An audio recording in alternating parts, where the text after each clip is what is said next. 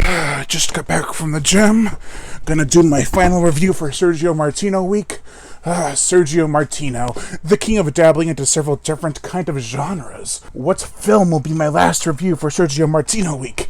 Let's look into the pile. You did this kind of genre?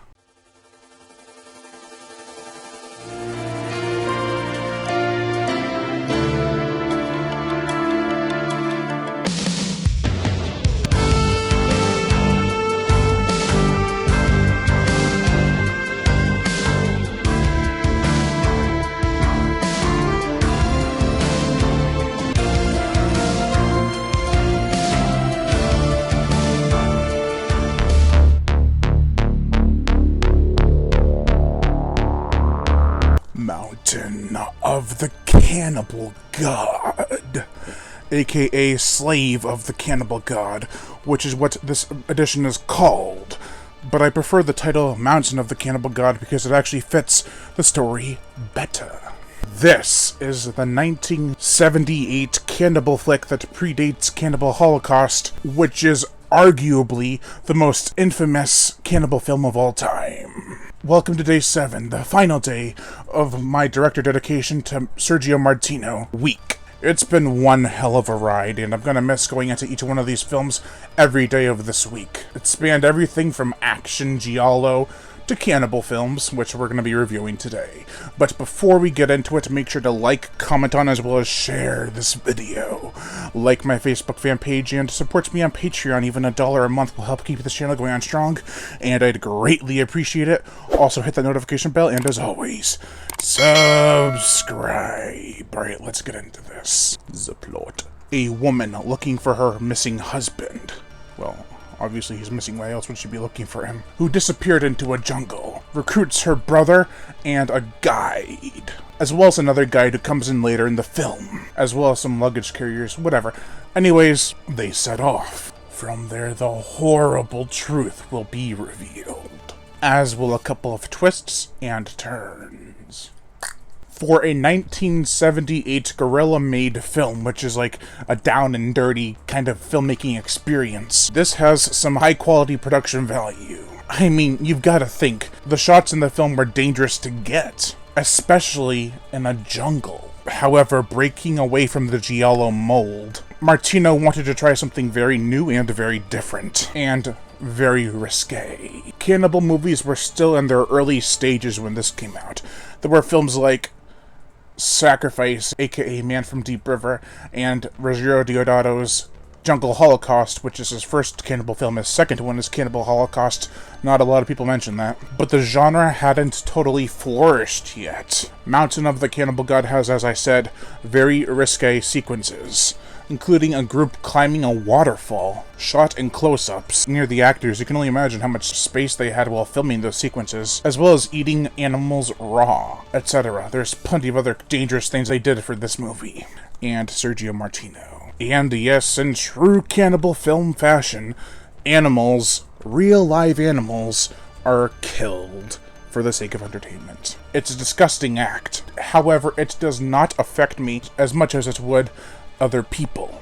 A lot of other people. And I myself am an animal lover. Not the kind to eat, but to have as pets or to love and care for. Still, it happened, and the original film can't be changed. It can be edited, but that original cut is always gonna be there. Besides, there are nature documentaries showing real animal killing, and somehow that's okay. For the sake of education, I guess. But what is education other than entertainment to learn from? Anyways, that's a different topic for a different day, possibly. Maybe even at the end of this review. Let's get into the characters. Susan Stevenson, played by Ursula Andress, the original Bond girl, that's right, James Bond, plays the wife with the missing husband. She is a decent actress.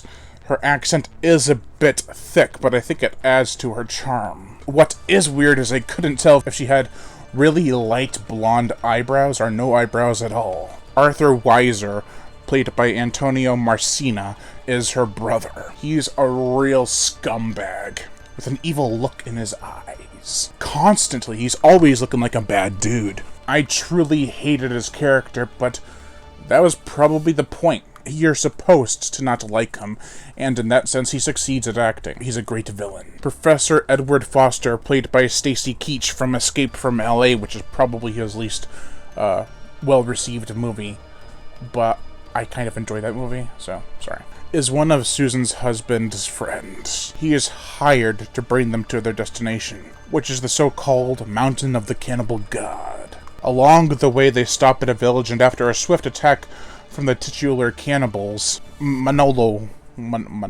played by Claudio Casanelli from, you guessed it, The Great Alligator and Island of the Fishmen, etc. He's basically Sergio Martino's go-to guy. He is a European staying at the village, and eventually he does go along with him after the attack. On another note, I love the build-up for these cannibals.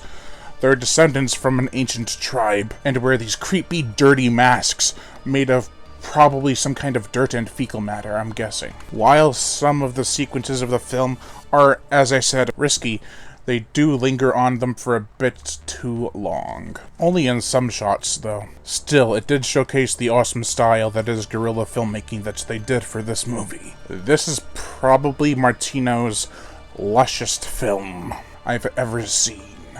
I mean, Great Alligator and Island of the Fisherman, they had some jungle sequences, but they were not this vivid. The vibrant jungle sways carefully to and fro in the light wind. Very poetic. It does get pretty dense in the jungle in a few scenes, which adds a level of uneasiness big time. Not to mention claustrophobia. These cannibals are nasty looking. They're not as nasty as I wanted them to look, like on this, like this guy on the cover, like some mutation of a cannibal, kind of like Ron Turn, but in the jungle, which would have been really cool, which I don't think they've done. And they really need to. But let's get into the next section. The gore, the effects, we get a gnarly trap killing that was meant for animals, but ends up catching a person in its spiky prison. There's an amazing decapitation, a painful castration, and some more. But this is not the goriest cannibal film. Even Cannibal Holocaust was more disturbing. Yet, the effects are good and shocking. The motion picture soundtrack. By now in this review week, I'll just refer to these two composers as Oliver Onions, because that's their pseudonym. This has an unsettling and very creepy score. It fits the jungle vibe perfectly. Films like Jungle Holocaust and Cannibal Holocaust, which have very interesting music, this film score fits very well and is very intense. Now, if you want to get into cannibal films, I feel this would be an easier place to start. While during the climax there is a very disgusting orgy involving masturbation and even bestiality, which is ugh. And the animal killing sequences might be off-putting, I would still say this movie is worth a watch. It offers more than the usual cannibal fare, with twists and turns, deep characters, and solid acting. Therefore, I'd say check it out. Overall, I give Mountain of the Cannibal God a 3 out of 5. Thank you all for watching, and I am Brian Gatto, the horror show host. Make sure to like, comment on, as well as share this video. Like my Facebook fan page and support me on Patreon. Even $1 a month will help keep the channel going on strong, and I'd greatly appreciate it always. And also hit that notification bell, and as always, subscribe.